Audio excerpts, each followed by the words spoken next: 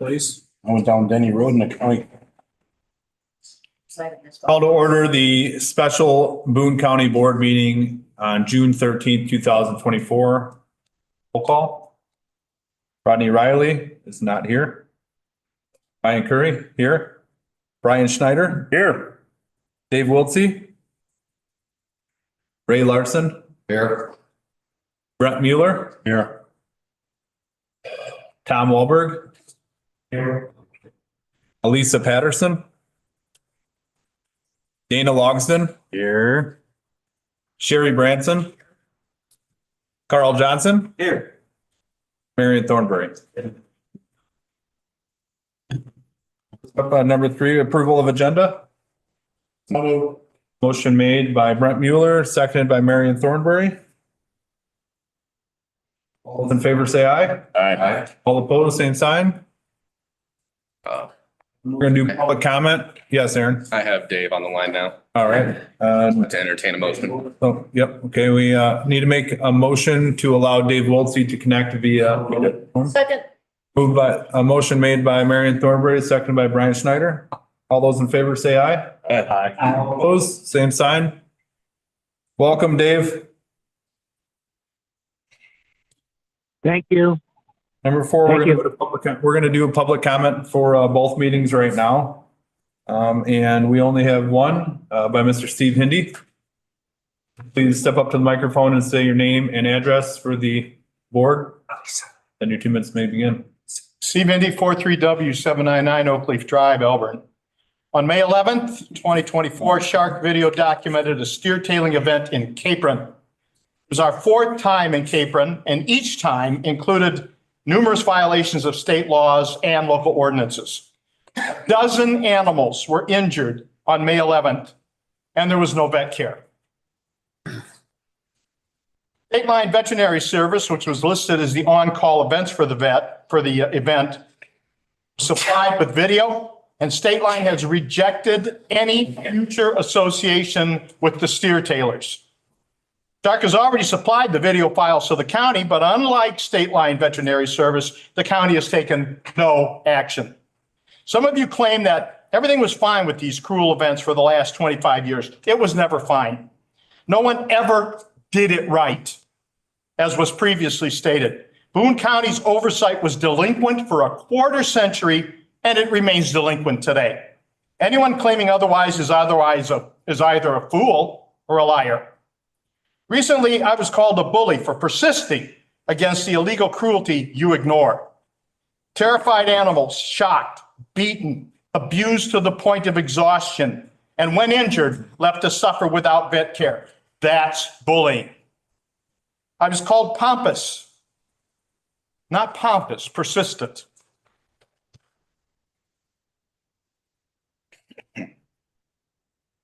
Now the Capron property, the 4-time documented animal abusers exposed just a month ago, want to do it again. And no one will say who is approving the discretionary permits. The state's attorney, the chairman of this board, zoning, all are silent. I've asked them 4 times. To the delight of District 2 members who are in the pocket of the steer tailors, most of the rest of you have come to view abject failure to resolve this criminal abuse as normal. You've sacrificed the rule of law. Shark works on many animal issues around the country, and we're getting more results from historically corrupt states like Mississippi, Alabama, Oklahoma, and Kentucky than we are in Boone County, Illinois. Your neighboring counties are way ahead of you. Feel free to remain dead last if you wish, but don't think that those of us who give a damn are going to remain silent. Thank you, Mr. Hindy. Anybody else that has public comment can fill out a sheet and come up now. Not. All right, moving on to new business, 5.1. Need a motion to approve CCS International Incorporated as the owner's representative for county construction projects as presented. Motion made by Carl Johnson, seconded by Marion Thornberry. Discussion? Mr. Johnson? Just let the rest of the board know, we met with,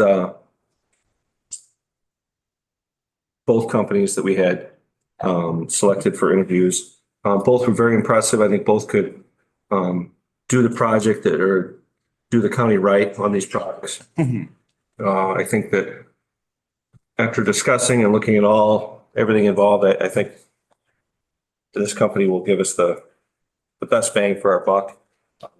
Gives us some local connections also, which is always nice. If we can keep our funds local. I know that they'll help ensure that we get the best project we can, and that, hopefully we can get some local contractors working too. Ms. Branson? Yeah, I have to admit, I'm a little behind here because I looked online at this stuff on Tuesday night. I had company all day yesterday and last evening, and I've been on a dead run all day today. This stuff was not up there on Tuesday night. I'm trying to figure out, and maybe you're just reading my face because I'm looking at, addition amounts, and we haven't voted on amounts for various additions yet. And I'm trying to get picked up to speed here. So what's the cost of this company to oversee this? I believe it is so much per week for the first 12 weeks, and we revisit. Yep, it's an hourly charge. That's right. So we're only paying for the services they're providing, and this would be it's up to $40,000 for the first 12 weeks, not to exceed. And then at that point, then we would reevaluate if the county board wishes to stay with the hourly approach, or if they'd rather go to a fixed monthly rate, which is another option, another way to do it. Go ahead, Ms. Branson.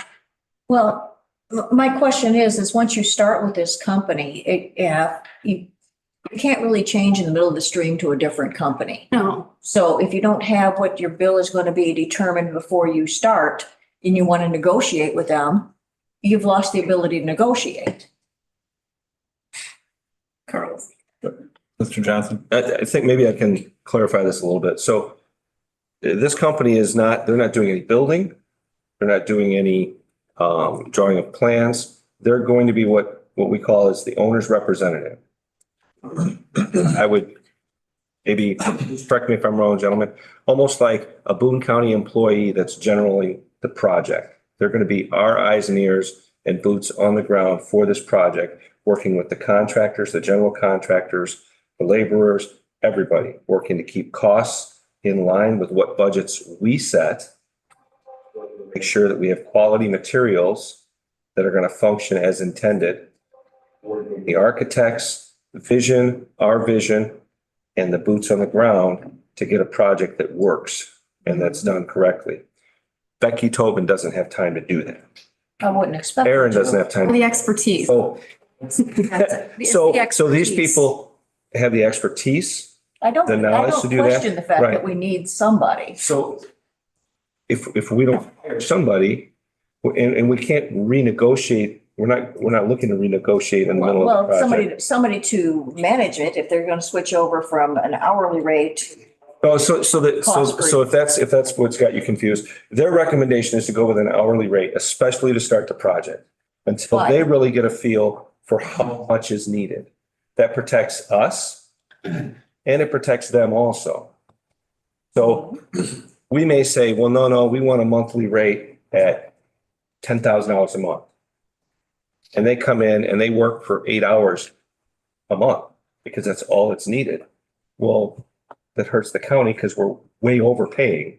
I'm sure they would appreciate not having to work and earn a lot of money.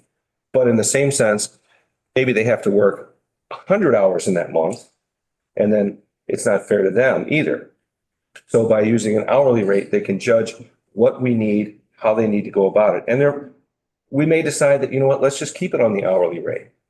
It's open for negotiation, so to speak, or open for reevaluation as the project moves forward.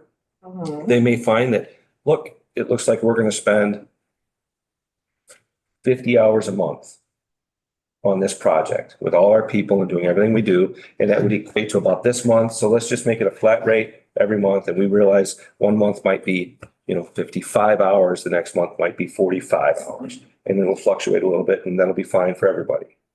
Got it. But it also might be a project that we need 100 hours this month, 12 hours this month, 35 hours this month. So by keeping it an hourly rate, everybody.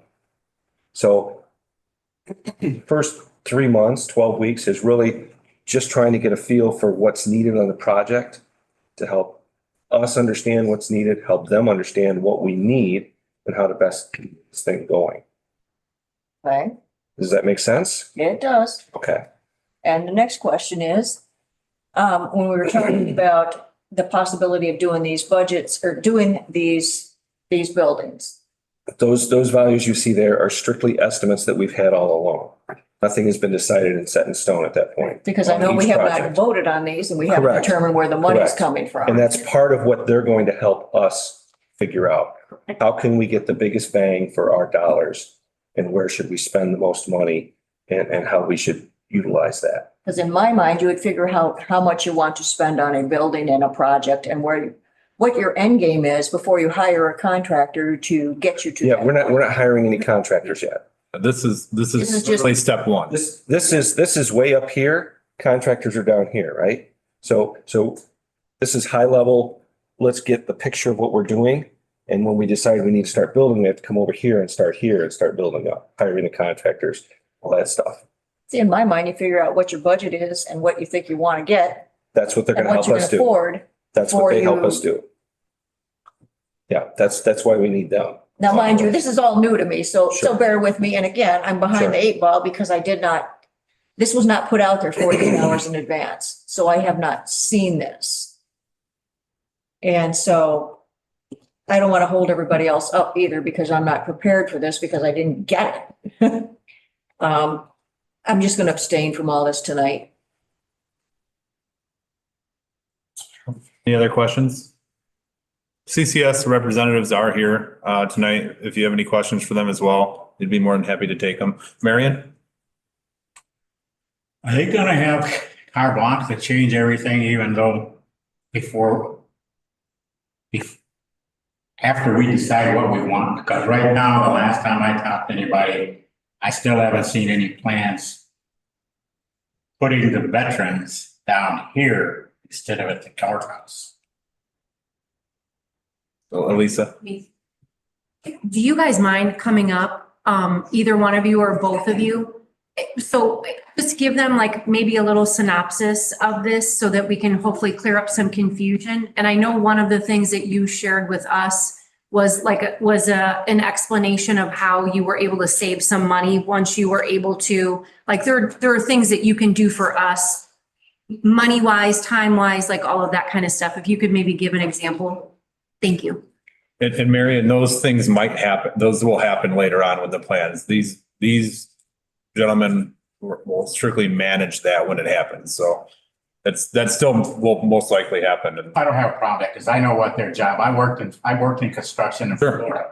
Sure. So I know what is all involved here, so I don't have a problem with this. I just want to make sure everything is the way we want it. Sure. They don't have carte blanche to change what we want. I know they can make, from where I stand, their basic responsibility is to take what we want and make sure it comes in that way. Yep. With the least amount of expense. Yeah. To our benefit. Nothing gets cowboyed. Everything is pre-approved and it comes through. Whatever we approve, they'll manage and try to bring us in as close or under budget, and then if the most convenient and quickest way possible. Gentlemen, did you want to comment on anything? Just kind of. I was going to start with maybe a quick overview of who we are, so you might know more about us. But this owner representative role that we'll serve, CCS was founded 45 years ago. And I was actually, Ian Parr is a cost estimating specialist. So he started the company doing cost estimating for Larson and Darby, my father's firm. And has grown his business to be respected as the cost management firm in the Midwest. But as a result of that, there were certain clients that needed value engineering exercises performed. Thank you. Tough to me, Paul. But I'm Paul. The mic to your immediate left. Yeah, grab Brian's mic. Brian, yep. You can pick it up. You Put can it up sit it there. on, You can pick it up, yeah. and it will accommodate your height. There you go. Yeah. There we go. Much better. So in addition to having this cost estimating specialty, we were asked to do some value engineering assignments. This was probably 40 years ago for select clients. There was a hospital over budget with the design intent, and we were able to bring value or recognize the values that they could bring it back to their budget and meet the budget. They asked us in turn if we would be able to deliver the project as more of an extension of their staff. We give them project management. Graham Harwood he's a veteran construction professional. He led one of the largest CM firms in the country before coming to CCS 28 years ago. But we represent municipalities across the top of this state, and we've served as an extension of staff. So we would definitely see Becky, and we will help inform decisions to all of you to mitigate risk and deliver the project on time and under budget. In most cases, we will come in, we will find values that we will give back to you, but we also make sure that the design intent is in balance with a budget. And part of our initial exercise is to sit down with Saavedra and Kluber and really start to understand and get our heads around scope. And once the scope is established, we'll then start to define what that budget is and set it and legitimize it too. And then you will be informed of where we are. I think the other part of this was there needs to be contractors identified and perhaps selected before the end of the year and able to, in order to get your grants, keep your grants, I guess. So Graham, would you like to add to that? That's perfect. Twins. Back to basics. Hey, that one's not turned on. There's. Oh, that one's not switched on. Okay, we move. Can you hear me? Oh, yeah. Yeah. I think the other thing that Paul didn't mention is locally, we did the Javron B Hospital not too long ago, and we were the owner's rep on that project.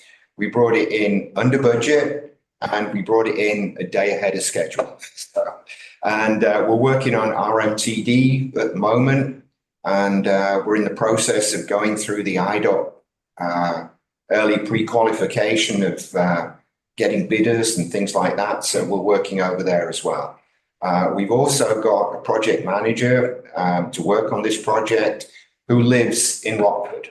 So he knows Rockford, and he knew Paul many, many years ago. He worked for Larson and Darby way back then as a project manager. But he's kept his contact. He knows the local market. He knows local people. And I think he'll bring a benefit from that perspective too. What Paul said is what we do. We understand your goals. We talk to you. We communicate. We find out what's important to you. What are your priorities? And we make sure that the team works to obtain those goals. We don't want them designing a Taj Mahal. We can't afford that. It might be an architectural monument. We don't want that. What we want is something that functions and will satisfy your needs, because you'll be here long after everybody else is gone. So you are priority, and that's why we are owner's representative. That's what we do. We don't build. We don't do architecture. What we do is ensure that projects get delivered on time, budget, and we question change orders that are going to come up. What's the purpose of them? Why are you doing them? Is there a better way? What did you have in the original budget? And work through that. There's a whole process of going through enabling decisions, and it's a long presentation. I'm not going to do that. But if you have questions, we're here to answer them. And that's what we wanted to do, to meet you guys, because rather than come through as a recommendation, I think it's important that you know who you're dealing with and who would be representing you. So. Brent? So I see on here you come to the county board meetings, you guys get the same stipend as we do? Same. He is stipend as we do? Yeah. I just saw your hourly rate, so Yeah. an hour, so just checking. Yeah. And I think Carl explained the process very well earlier.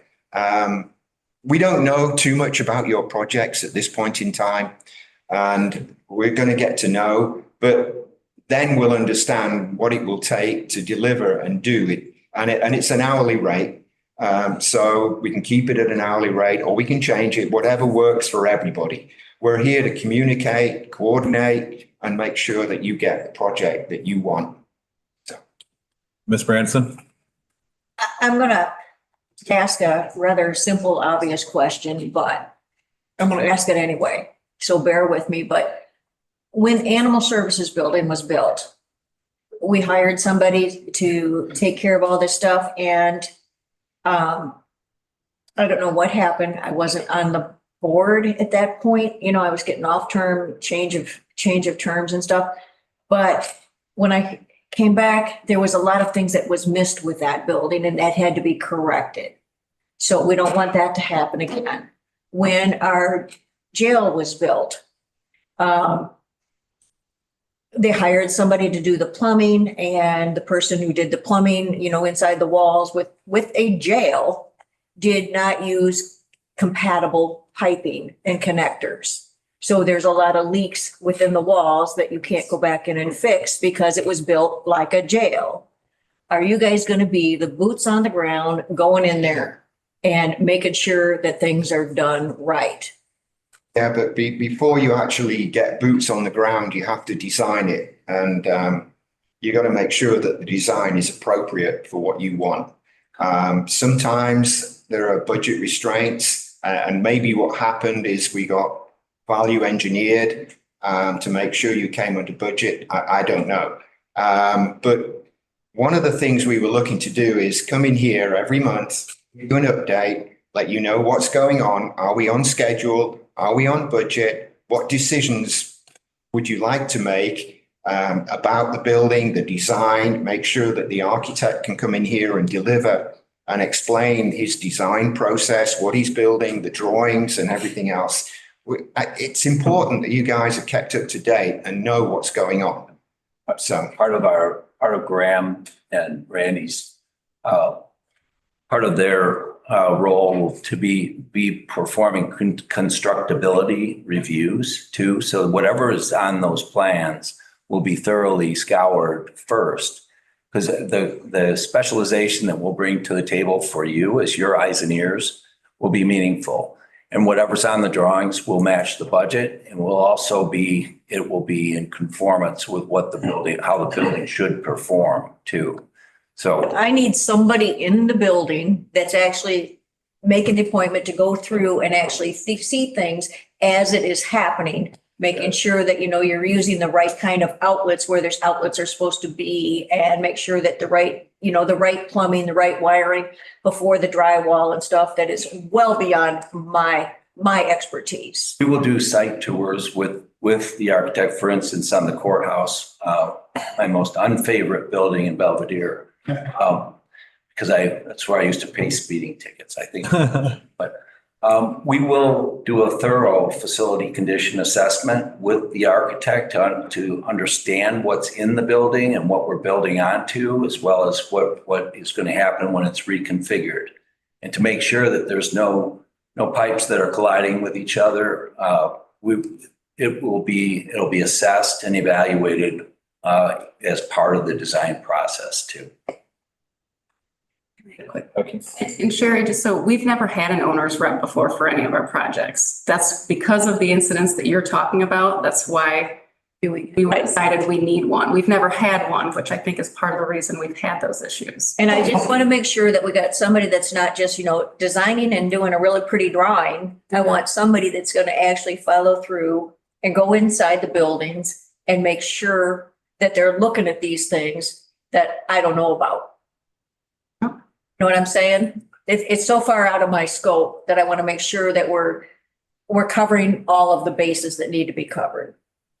That's our goal to be an extension of your staff, to act in your interest, but to be the boots on the ground and walk the site on a regular basis and make sure that the work's going on as it should be going on. And no shortcuts are taken. That's our goal. Make sure you've got the building that you want. Thank you. Tom Wahlberg? Thank you, Mr. Kearney. So the question for the gentleman, in regards to hours of service. I'm looking at your, we've got not to exceed 40,000 for 12 weeks. Yeah. It would be 3 months. Obviously, taking the hourly rate into consideration, it does seem like that's a lot of hours. What do you assess? What do you typically think from your initial start out? How many hours do you expect to, like these other projects that you've done, maybe similar to ours? Is that something you do a few hours a week, or how does that work? We do buildings on a regular basis, so we get a good feel. What we don't know in this particular instance is how far along you are with each building. And each building, I think, is in a different stage, and 2 have probably not even started. So I think what we've got to go through, and the reason we did the 40 hours, Carl's right, we want to be fair to you and fair to us as well. So if we go through and find out what is needed to get the building to where we need to be, and understand where you are, what you've got, and basically look ahead and be able to tell you at that point in time. The courthouse, I think, is ahead of the other 3. I don't know. But 2 of them are not even, I don't think you've even selected an architect.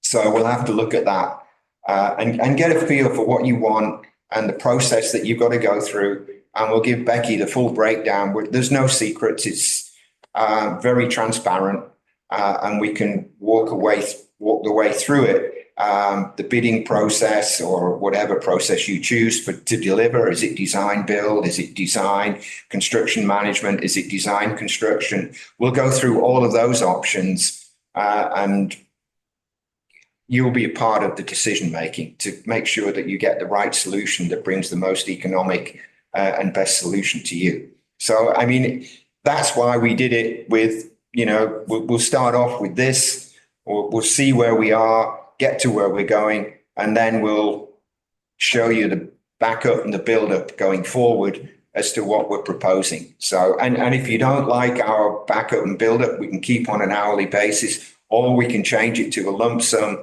whichever works best for everybody. But it'll be informed because we'll know what we're doing, where we are in the process, and what's coming up. We don't know that at the moment. There isn't enough information, to be fair to everybody.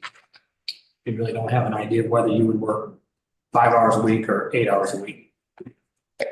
There's 4 buildings. So, if you're going to bring the other 2 on board or you're not, or where you are in the process of moving it along, we'll learn that. The schedule dictates a lot as to how many hours you need at any given point in time. I was just trying to break it down rough math here to try to make an educated decision. Your 40,000 is roughly $13,000 a month. All 3 of you people work, that's 27 hours a month. Boom, we've met it. 27 hours a month. How many days is that? We typical work week, 40 hours a week. You're not working just for us. I understand that. That's what I'm trying to get a feel of your time commitment and what that typically is. That's the flavor I'm looking for here. Oh, okay. I mean, typically, if we were just doing the courthouse, probably I would say maybe a day a week in design, maybe 2 days a week in construction.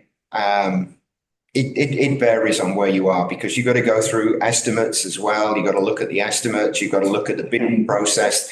What you do is you lay it out on segments of where you are. You've got the pre-design in some cases. You've got the design process. You'd maybe go a day or 2 days a week on that. You'd get to the bidding process. You maybe go a day a week on that. depends on how you do it and what you do. And in construction, you're probably talking about maybe 2 to 3 days a week. It varies on this nature of the construction, the size of the building, and the length of the schedule. But you've got 4, so you've got an economy of scale there that needs to be looked at and understood, and that's what we want to reflect.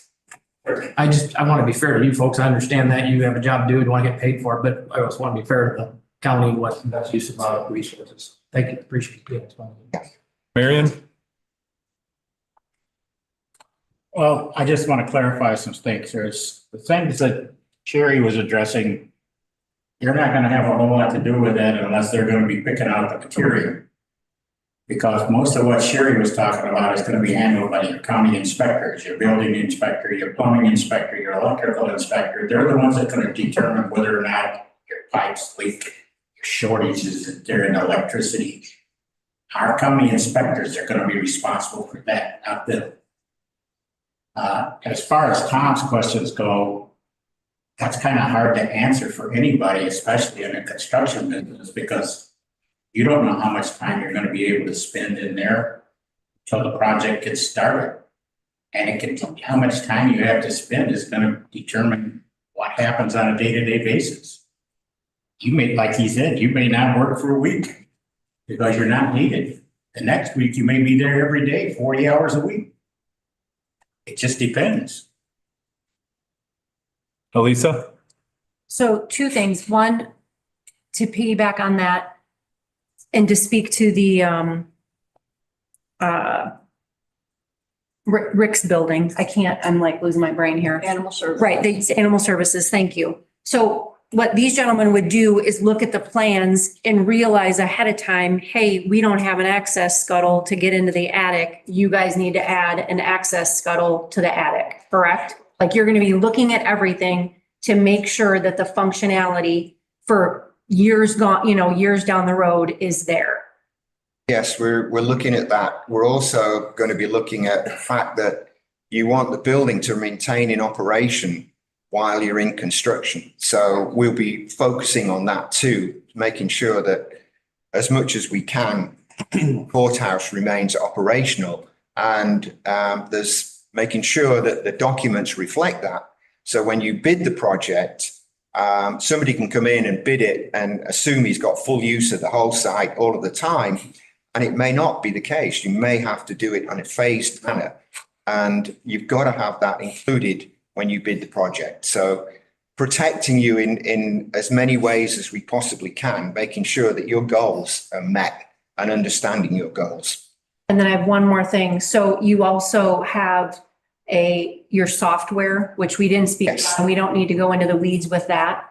But the nice thing about your software is that Becky can log in and they will have like kind of step-by-step setup where the projects are. So even though Becky's not physically going to be there, she will be a part of keeping track of where the progress is moving through the process. Absolutely. That's Tenzing one, and it's our proprietary software that has been in the process for many, many years, but their technology is catching up with what we needed to do. Software for owners is not common. In fact, I don't know of any. Normally you go with iBuilder or something like that, and you use 10% of that software. This is 100% owner orientated, and it will have, what's the word I'm looking for? The sheet that, The dashboard. The dashboard. So Becky could look at it and see, and it's not going to be one project, it's 4 projects. So there'll be a summary dashboard for the program as well as for each project. Thank you. Any other questions? Is this a voice vote or All right, roll call. roll call? All right. No more questions. All right, we'll move to roll call. Thank you, gentlemen. Thank you. Ryan Curry, yes. Brian Schneider? Yes. Dave Wiltsey? Aye. Ray Larson? Aye. Brent Mueller? Yes. Tom Wahlberg? Yes. Lisa Patterson? Yes. Dana Logston? Aye. Sherry Branson? Shane. Carl Johnson? Aye. And Thornbury? Yes. Motion passes. All right, thank you. That being said, need a motion to adjourn the special board meeting. So moved. Motion made by Carl Johnson, seconded by Brian Schneider. All those in favor? I, 50 votes. No. All those opposed, same sign. Meeting adjourned at 6:36 PM. All right. sure. Yes, You bring Lisa Patterson in at 6:05. maybe not. No, she was here. You weren't here. That's the one. Yeah, it was, Make it known on the record that Elisa Patterson showed up at 18:05. 18:01. Good? Good. Do I have to do it in the next meeting? All right. Call to order the Committee of the Whole Finance meeting Thursday, June 13th, 2024. Roll call. Rodney Riley. Ryan Curry, here. Brian Schneider. Here. Dave Wiltsey. Here. Ray Larson. Here. Brett Mueller. Here. Tom Wahlberg. Here. Elisa Patterson. here. Dana Logston. Carrie Branson. Here. Carl Johnson. Here. Marion Thornbury. I just have to switch over my meetings here real quick. Apologize.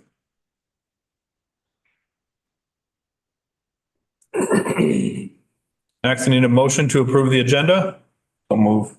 Second. Motion made by Brent Mueller, seconded by Brian Schneider. All those in favor say aye. All opposed, same sign. Motion carries. I'm almost up.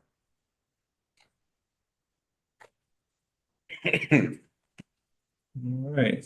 We already did public comment, so we'll move right ahead to do I hand it over to you now, Brent, or do you? Yeah, I can take it. Okay, it's all yours. Moving on to 6.1 appointments. Anybody have any discussion on the people being appointed to the Historical Museum, Community Building Complex, Boone County Conservation District, and Board of Health? Ms. Branson. Yeah, I have no real desire to go into a lot of detail here because I know these are all volunteers, but I'm going to say that the last 2 times I went for the Board of Health, I had, let's just say, a less than ideal experience. And for those reasons, I think we need a few different people on that board. I'm going to take and I'm going to ask that we vote on that board on a name-by-name basis. And 3 out of the 4, I'm not going to support renewal. We don't need a motion for that. We can just, the other appointments don't have to be separated. Ask him to separate them for that reason. I think Johnson. an amendment to the motion to. Mr. Johnson. Just a point of order. Don't we normally vote on appointments at the full board meeting? You approve them at the full board meeting. So why do we even need to go through it tonight? This is just discussion, so. Discussion, okay. So, any other discussion? So we're not voting on them to separate. No, this is just discussion. Fine. So moving on to 6.2, Mr. Newport, monthly treasurer's report. But people were here. Anybody? Oh. That's what we need to ask. We do have a couple of the appointment. Oh, If anybody wanted to, this is where they can speak. okay. Would anybody that's on the appointments, would you like to say anything?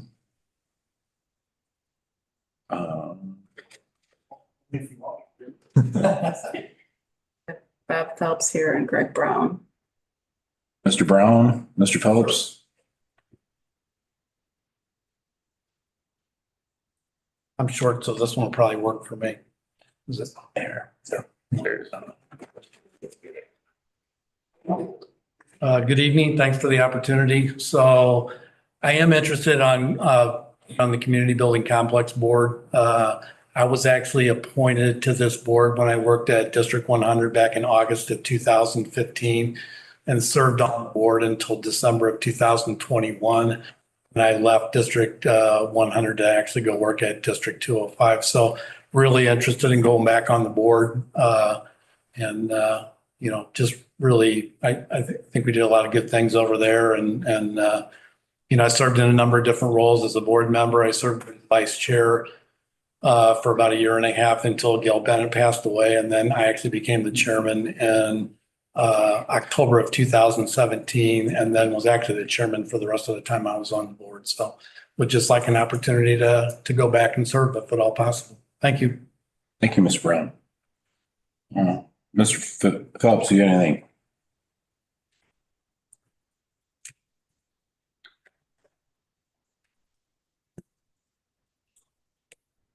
Just do a processing. You wouldn't go up there, John. Good evening, ladies and gentlemen. It's my pleasure to be able to ask to be appointed to the Conservation District Board. In my work pursuit, I know from Conservation District aspect, I'm familiar with the Conservation District law. I was the executive director of the Putnam County Conservation District and knew Roger Gusterson for many years back in the early 80s. Anyway, Putnam County was the smallest conservation district in the state, and we were a very rural agricultural area. And one of the things that happened in that area is when they built LTV and put in Route 80 or I-80 that connected to Route 80, they thought there was going to be 80,000 people living there in that small county back in the early 80s. So the planning was a bit off. We never achieved that kind of population. Anyway, within that planning, they were trying to come up with a lot of these areas to meet that population there. Anyway, when I came on the scene, they knew that planning wasn't going to take place, and it was a rocky road. They didn't know if they were going to keep it. Didn't know if the taxpayers were going to support it. So coming in as a young man as I was very concerned. I was actually the second director at that point in time. Wanted to keep what the county initiated and started, but we were under severe restraints on how we spent our money and how we progressed because it was very tight in those days. And anyway, I did move along to a private property owner association, managed that for many years. So I've had a taste of working for boards, and this would be my first time of getting on a board, trying to help guide the Boone County Conservation District. We've been here since 2019, and it's reminds me of a lot of Putnam County where we came from. But anyway, I don't want to eat up any more of your time. I just want to introduce myself, and I am interested in being on the Conservation District and appreciate your consideration. Thank you. Thank you, Mr. Phelps. All right, now moving on to Mr. Newport. Hang on, stop.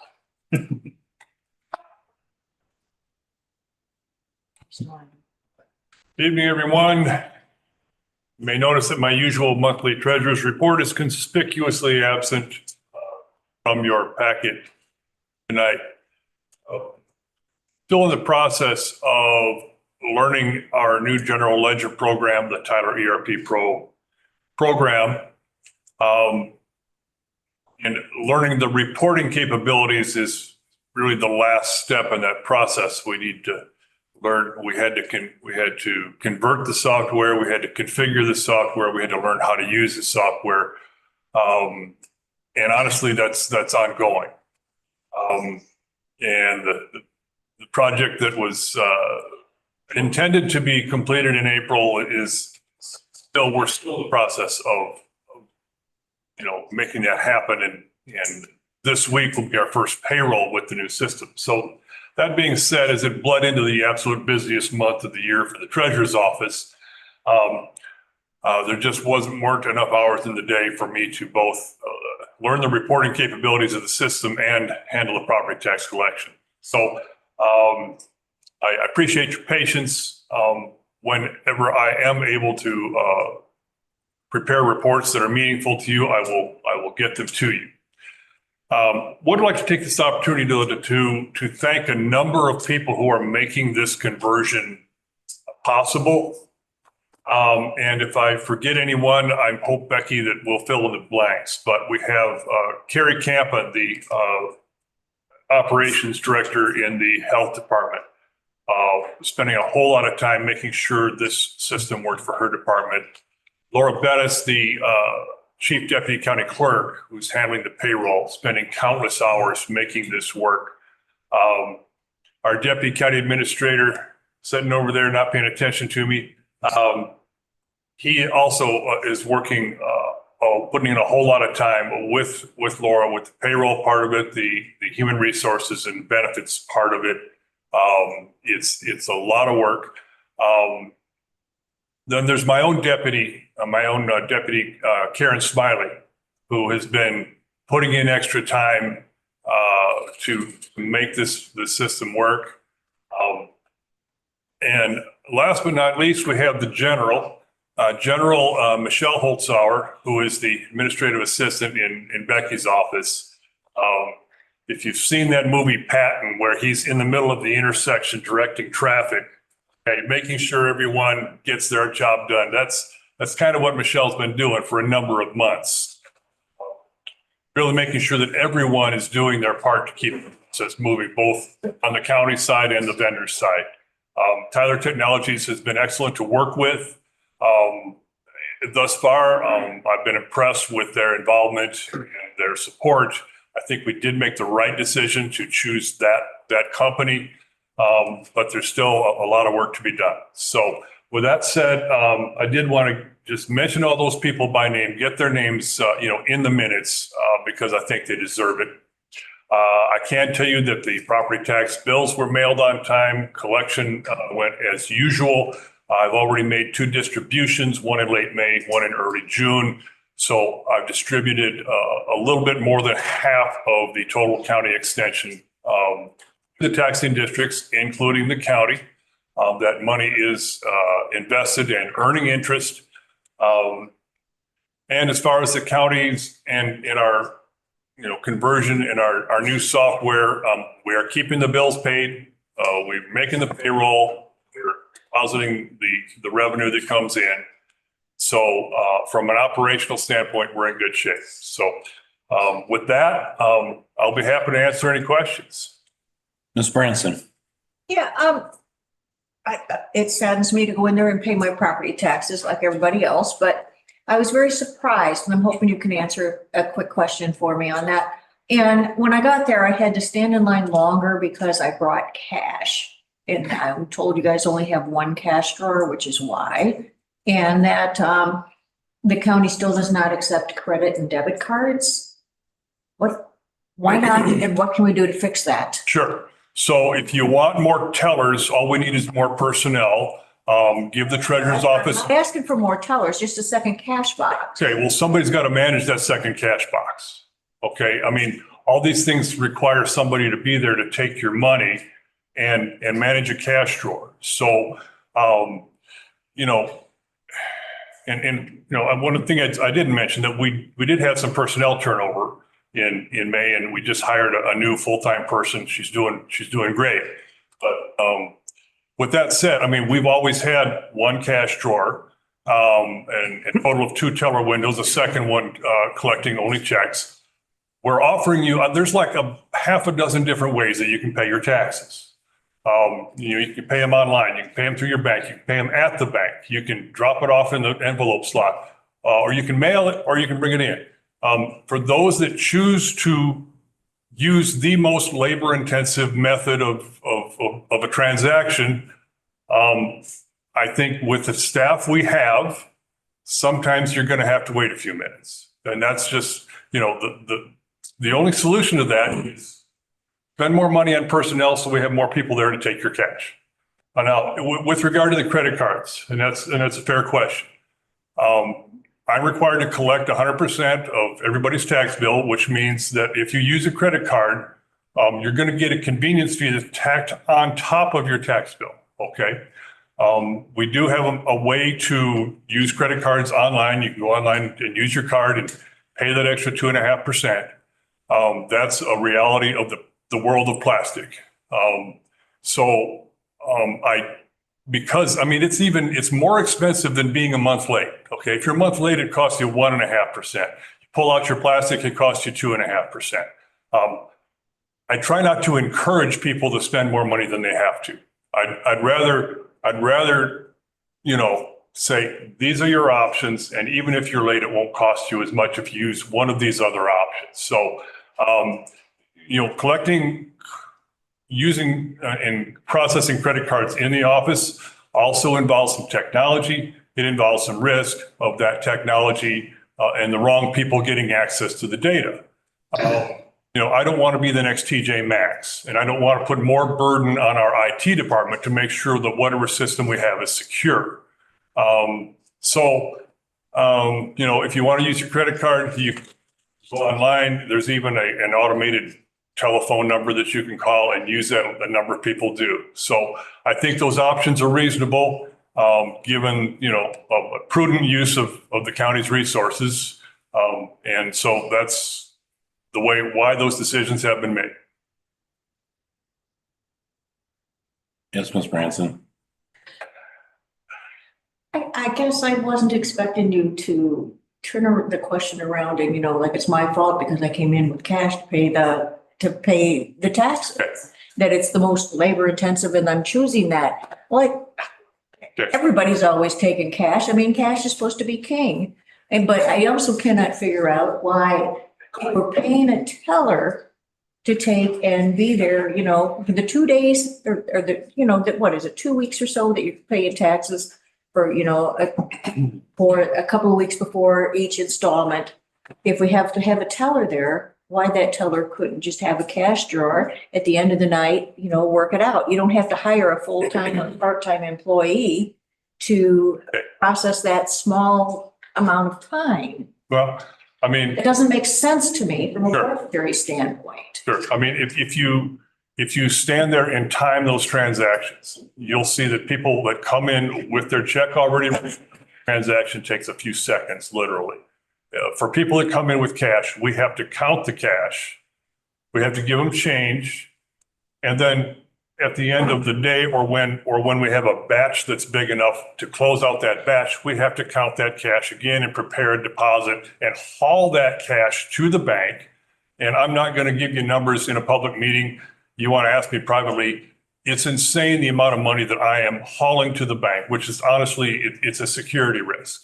So, cash is an option.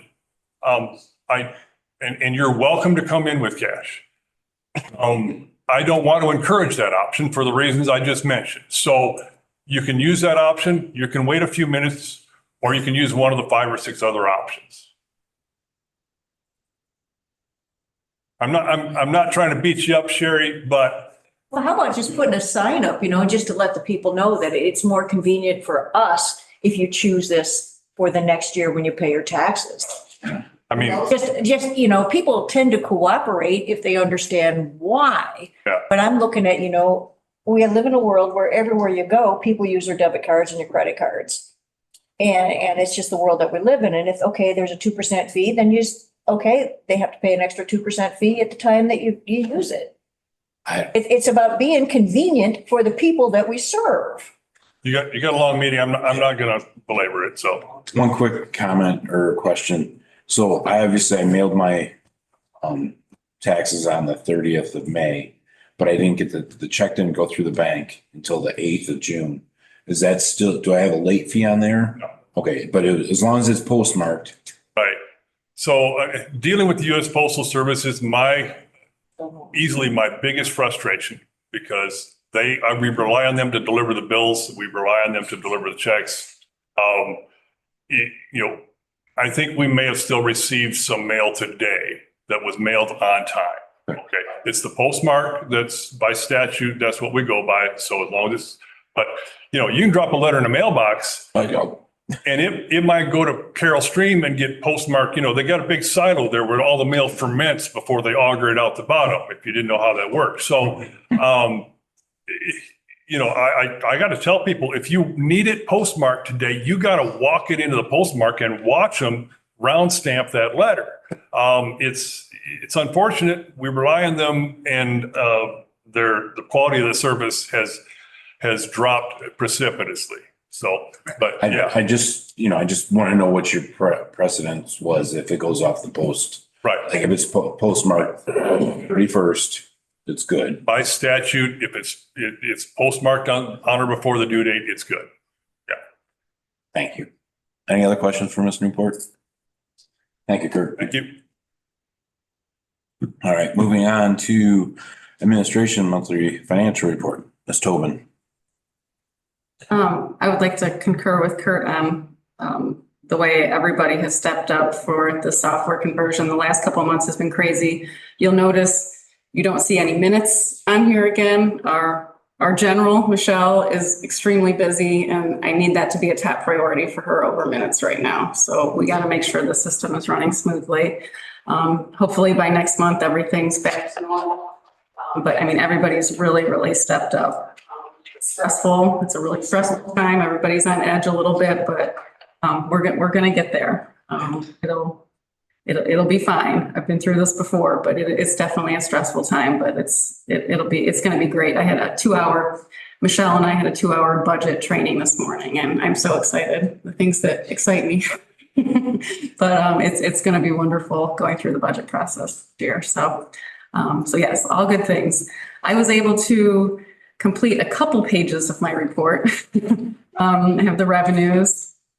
Our regular revenues, our high revenues, our sales taxes, our income tax, our personal property tax, everything looks good. And then I also have the updated ARPA as well, just to reflect the total amount that's been spent with the balances and where we stand with that.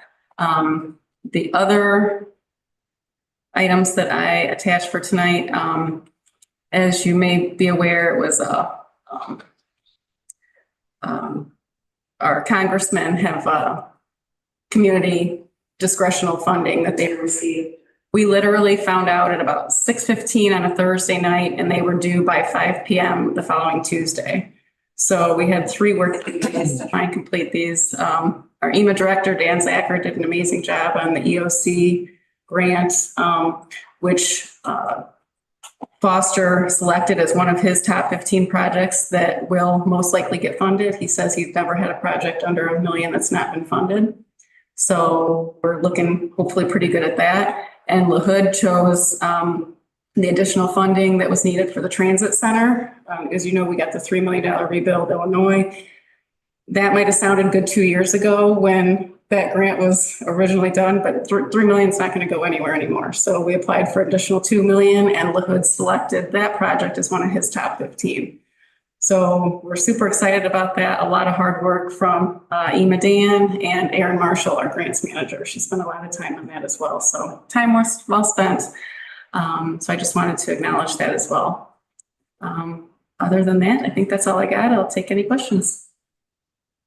Mr. Curry. What is that grant going to go for? I know we talked a little bit earlier about he needs a shed. Yes, this is specifically for emergency operations. So the intent was in the basement of the courthouse to locate the EOC down there, currently where the patrol is. And that $800,000 would pay to help with some of the construction costs, as well as all the equipment and everything that's necessary to fill it. So we can piggyback that funding into our costs of building, and it still operates and goes within the boundaries of the grant. Correct. Fantastic. Yeah, we're super excited. So that'll definitely help with our bottom line. All right. Any other questions for Ms. Tobin? Right, moving on to new business, 7.1, a motion to approve the purchase of common trigger CTB squad cars, car video integration with the new body cameras from CDS Office Technologies in the amount of $17,856. So move. Moved by Mr. Larson, second by Mr. Schneider. Discussion on that. Becky? Just a little bit. And the sheriff's here as well. You have a memo from Lieutenant Smythe kind of explaining this. The company that was selected for the body cameras is the same company that they have for their squad cameras. And this software allows the two to integrate together. Isn't that correct, Sheriff?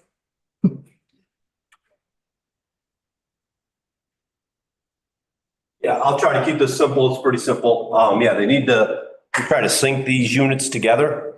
Obviously, when we start using our body cameras, it's going to be new to all of us. We have all of our deputies are a different state of their career. So you take an individual that's been in a squad car for 20, 25 years and never had a body camera before. Say, for instance, I'm sitting back there with a body camera on, that just doesn't automatically come on. If something is happening at this podium and I have to approach this podium, I have to push the button and turn that body camera on. You've all seen in the news that sometimes an officer or deputy, doesn't turn their camera on, and it's not on purpose. It's a natural instinct for me to get up and help this situation here without turning the camera on, because I've been around for a few years. This will help us. So our in-car cameras automatically come on. When we turn our lights on, they automatically come on. So this will help sync our body cameras. So you take that situation that I'm discussing right here, and we have someone that's driving by Farm and Fleet right now. Their first instinct is to get up there and assist me. So they're going to turn their lights on and try to get up here as fast as they can. They're not thinking about turning their body camera on. This will automatically turn their body camera on. So when they come in here, their body camera will be on. So we're trying to sync all that together. It's almost a must. Any other discussion? This could be a voice vote, right? No, we're just sending this to the full county board for approval. Okay. Yeah, voice vote. Yeah. It's equipment. Oh, yeah, maybe that's. Yeah, but it's just a voice. We're just. Dollar amount was committee. It's coming from committee to full board. So just a voice vote is fine. Yeah. So, all in favor? Full board will actually approve it. Yes. So all in favor, signify by saying aye. Aye. All opposed, same sign. Motion passed. Moving on to fund balance policy. I don't have the entire thing written. I just kind of wanted to, I didn't want to start going down a rabbit hole if the board was looking in a different direction. This just kind of gives you some general idea as to what we're looking at. Some of the policy guidance, the purpose of having the fund balance policy, understanding the 5 classifications of what a fund balance is, and that you're looking at the amount of unrestricted fund balance that you want to have available to you. My suggestion, and based on what some other counties are doing, would be a 150-day or a 5-month unrestricted balance with a minimum of 120 days. So really it's a 3 to 5 month balance that you would be required to stay within your general fund. And that's the other thing to discuss. Do you want this just the general fund? Some places do all funds. I hesitate on all funds because some funds it's impossible to have a 3 to 5 months reserve. But so that's why I specifically mentioned the general fund here. But I think before I went any further, I just wanted to get some feedback that this is what we're looking for. Mr. Johnson. Thank you, sir. I guess I would like to see it instead of a 5-month, I'd like to see it to a 6-month. I like the 120-day like bottom threshold that it's a range 3 to 6 month. I think it would be a good thing. The other thing is, Becky, should there be something in here that would allow the county, per a 2/3 vote or something like that to go below that 120? Should we get into a scenario where we have to? Yeah. I mean, like the recession, and that's really what this is for. Is if we hit it into a situation like that where there's just no money and we have to figure out what to do and how to keep things going. And maybe that doesn't matter because maybe at that time the board can always vote to revoke the policy. Maybe that's another way to look at it also. The other thing I was thinking, and I can't remember what it was now. It's what the older I get. And this isn't the full policy. I didn't go into too much detail till I knew kind of the numbers, but you're right. You'll want to figure out what happens if you have to go below the 120. And again, like it says here, once you've hit the 5 month, where do you want that money to go? How do you want it to be allocated? What's your plan for bringing it back down to the 5 month? Yeah, so there's all those things you guys will have to. Sure. The other thing is your comment on general fund or all funds. I think the general fund is really the one we need to focus on because that's the one that pays the majority of everything we do. A lot of the other funds, I mean, they can just be drawn down if they have to and worked around.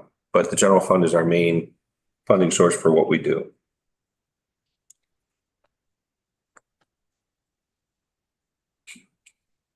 I was just looking for some feedback. I'm happy to change that to 6. I mean, if everybody's in agreement to 6, you can always change it later, but I can change that to 6 and kind of finish a draft and bring that back to you next month. I need to say a question. Mr. Larson. Thank you. So, remind us what time frame have we been working with over the years here? Because I think it's longer than I think it was mentioned before. Yeah. So in years past, I'm going to say before the recession, really, we had, I want to say it was in that it was in the 3 to 4 month range, I think is what we had. We had about $4 million, $4.2 million, so to speak, in kind of reserves, which back then though, our budget was 15 million. Yeah. Maybe not even that much. I don't remember that was, but we had somewhere between 3.8 typically and 4.2 million in reserve funds that were there to help buffer us through. That's what we used for all our Moody's applications and things like that helped give us that extra thing. So it was about 3 to 5 months, 3 to 4 months of reserves. Yeah, figured. Good. Yeah, I would agree. Yeah, maybe extend it to 6 months, possibly go above the 5 months too. So. And I also attached the page, the balance sheet from your last audit, which would have been as of 30th of 2023, that your unassigned fund balance was at just over 14.5 million, which is about 7.5 months ish, because your budget, I don't include the capital because it's not operating. So your operating is about 20 million. So, okay. Thank you, Ms. Boone. Anything else on fund balance? All right. I'll turn it back over to you, Ms. Curry, Mr. Curry. All right, thank you, Mr. Mueller. Business or intergovernmental reports, informational items. I think we have some correspondence. Yep, I have one correspondence. You'll see the email on your desk from Jane Thomason from U of I. Dan had reached out to him to answer the question. Dan Kane was satisfied with his answer, but I wanted you to be able to see his response. If there's any further questions, go back. We'll move forward. All right, anybody have any questions or? All right, with that being said, we do have executive session tonight.